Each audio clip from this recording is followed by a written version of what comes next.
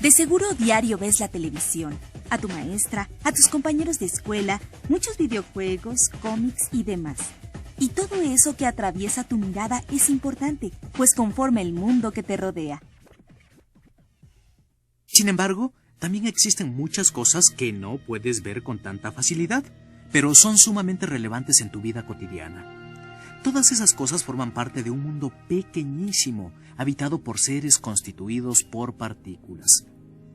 Hasta nuestros días, el acceso a ese universo diminuto solo puede hacerse por una vía, la vía del microscopio.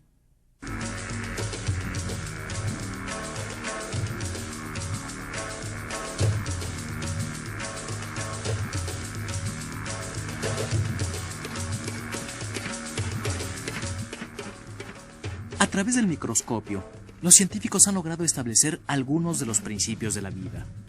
Con el microscopio, el hombre ha podido estudiar la célula, la unidad básica de la vida, cuyo tamaño es cientos de veces menor al de un grano de arena.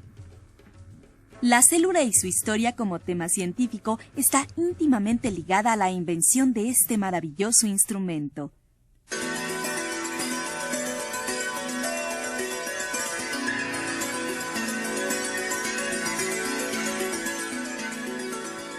El microscopio, tal y como lo conocemos hoy, no es obra de una sola persona, sino el resultado de una serie de esfuerzos por parte de diversos inventores.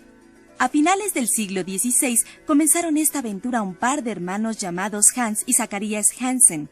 Ellos idearon un mecanismo que reunía dos lentes convexas en el interior de un tubo. Aquel aparato fue el primer microscopio. Aunque el aumento de las lentes era pequeño y las imágenes que se podían ver a través de él resultaban un tanto confusas, constituyó la base para que otros inventores lo perfeccionaran. Galileo Galilei, el gran astrónomo italiano, creó también un microscopio en 1610. El aparato de Galilei tenía como finalidad observar estructuras y animales pequeños.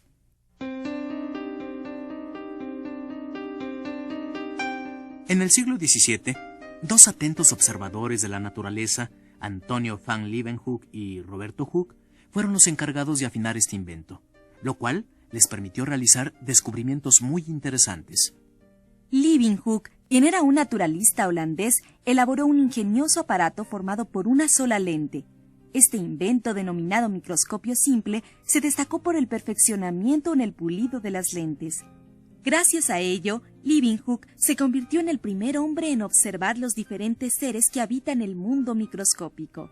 Ante su mirada y a través del fino ojo de su lente aparecieron los glóbulos rojos, los glóbulos blancos, diversos protozoarios, bacterias del sarro dental y del vinagre y espermatozoides. Por su parte, Roberto Hooke, naturalista e inventor inglés, publicó en 1665 el libro titulado Micrografía. En dicha obra, plasmó las observaciones que había realizado con un microscopio compuesto creado por él. Hooke aumentó notablemente el poder de amplificación y de resolución del microscopio. De esta manera, pudo distinguir con mayor precisión y claridad objetos más pequeños y próximos entre sí. Entre los objetos que Hooke observó, se encontraba un delgado corte de corcho. Fue, mirando el corcho, que el científico inglés descubrió un relevante aspecto de la estructura de los seres vivos.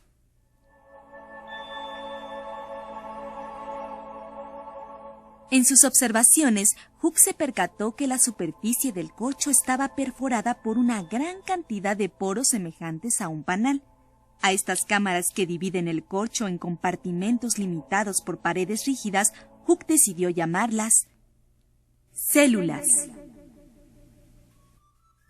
La importancia del descubrimiento de Hooke consistió en nombrar por primera vez a la célula. Sin embargo, desconocía la magnitud y el impacto que su hallazgo tendría en el ámbito de la ciencia.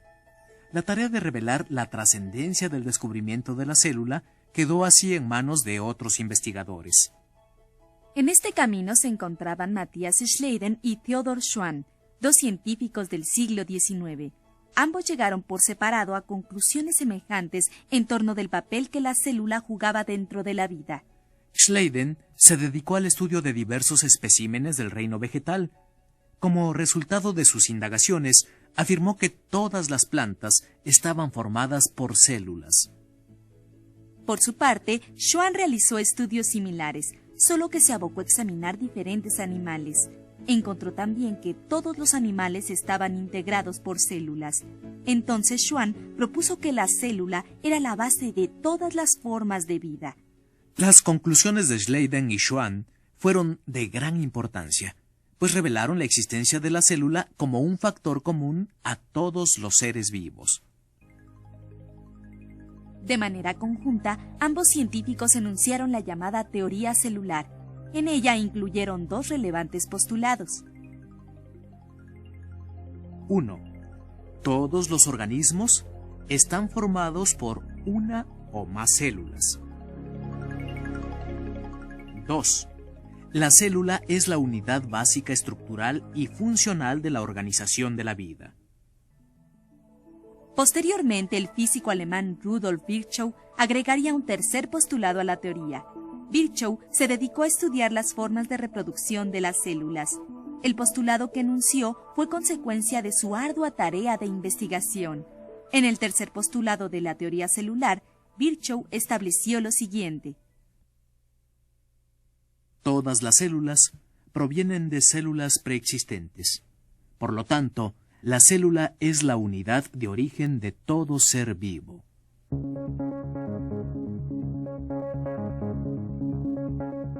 Al importante avance de la teoría celular siguió la invención del microscopio electrónico, ya en el siglo XX.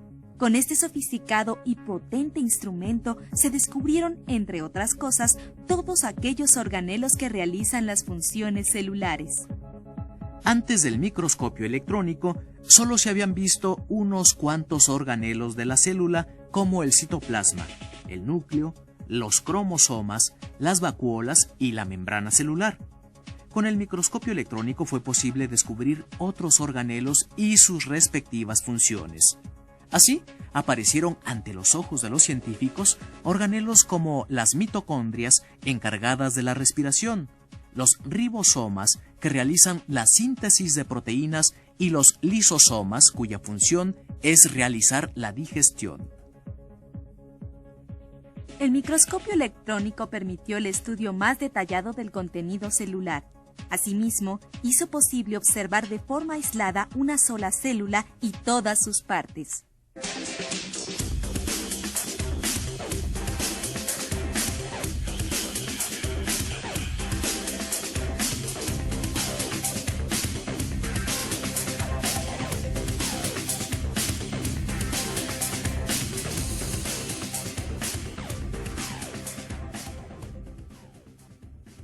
El primer punto de la teoría celular señala que todos los seres vivos están formados por células. De esta manera, todos los organismos que pertenecen a los reinos Fungi, Monera, Protista, Animalia y Plantae son seres vivos y por lo tanto están integrados por células. La vida implica a las células y las células implican vida. El segundo punto establece que la célula es la unidad básica tanto estructural como funcional de la organización de la vida.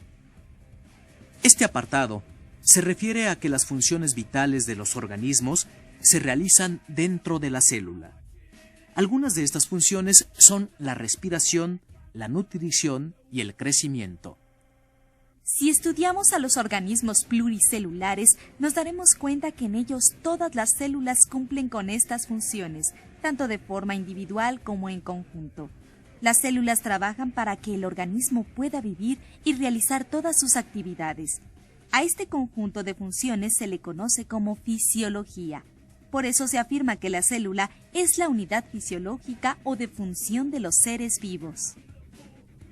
El tercer postulado de la teoría celular establece que todas las células, sin excepción, provienen de otras células, ya se trate de seres unicelulares o seres pluricelulares.